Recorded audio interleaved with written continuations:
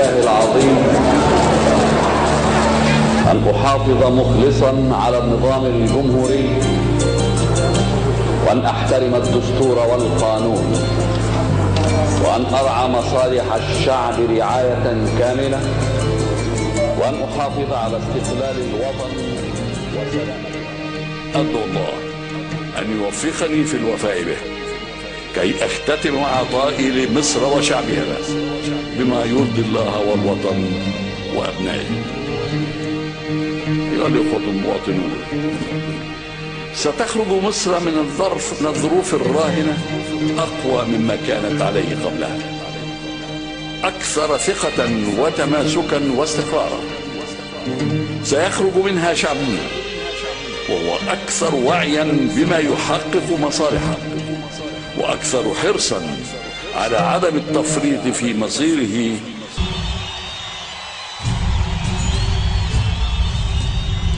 إن مصر هي أكبر دولة في منطقتها سكانا ودورا وثقلا وتأثيرا، وهي دولة مؤسسات يحكمها الدستور والقانون، وعلينا أن نحاذر مما يحيط بنا من أمثلة عديدة انزلقت بالشعوب إلى الفوضى والانتكاس، فلا ديمقراطية حققت ولا استقرارا حفظ. أيها الإخوة المواطنون، لقد جاءت هذه التظاهرات لتعبر عن تطلعات مشروعة لمزيد من الديمقراطية والمزيد من الإسراع في جهود محاصرة البطالة وتحسين مستوى المعيشة ومكافحة الفقر والتصدي بكل حسم للفساد. إنني أعي هذه التطلعات المشروعة للشعب، وأعلم جيدا قدر همومه ومعاناته. لم أنفصل عنها يوما، وأعمل من أجلها كل يوم.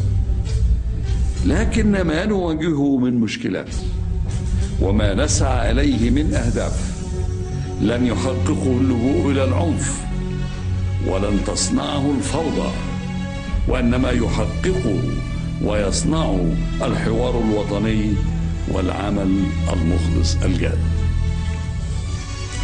أيها الأخوة المواطنون، إني لا أتحدث إليكم اليوم كرئيس للجمهورية فحسب، وإنما كمصري شاءت الأقدار أن يتحمل مسؤولية هذا الوطن وأمضى حياته من أجله حربا وسلاما.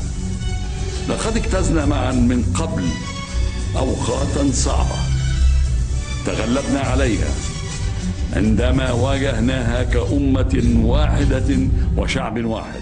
أنني لن أتهاون في اتخاذ أي قرارات تحفظ لكل مصري ومصرية أمنهم وأمانهم، وسوف أدافع عن أمن مصر واستقرارها وأمان شعبها، فتلك هي المسؤولية والأمانة التي أقسمت يمينا أمام الله والوطن بالمحافظة عليها.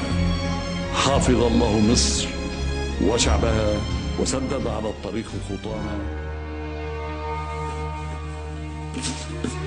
إن حسني مبارك الذي يتحدث إليكم اليوم يعتز بما قضاه من سنين طويلة في خدمة مصر وشعبها. إن هذا الوطن العزيز هو وطني مثلما هو وطن كل مصري ومصرية. فيه عشت وحاربت من أجله ودافعت عن أرضه وسيادته ومصالحه، وعلى أرضه أموت، وسيحكم التاريخ علي وعلى غيري بما لنا أو علينا. إن الوطن باق والأشخاص زائرون، ومصر العريقة هي الخالدة أبدا، تنتقل رايتها وأمانتها بين سواعد أبنائها، وعلينا أن نضمن تحقيق ذلك بعزة ورفعة وكرامة جيلا بعد جيل. حفظ الله هذا الوطن وشعبه، والسلام عليكم ورحمة الله وبركاته. ضحى لأجل وطنه لأجل ما يعود النهار، واللي اسم مصر دايما كان له طاقة الانتصار. اللي ضحى لأجل وطنه لأجل ما يعود النهار، واللي اسم مصر دايما كان له طاقة الانتصار.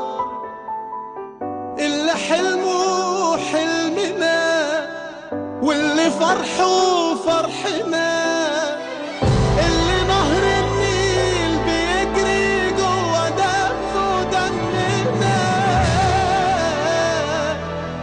يبقى واحد مننا، أيوة واحد مننا. مصر ايه غير الأصالة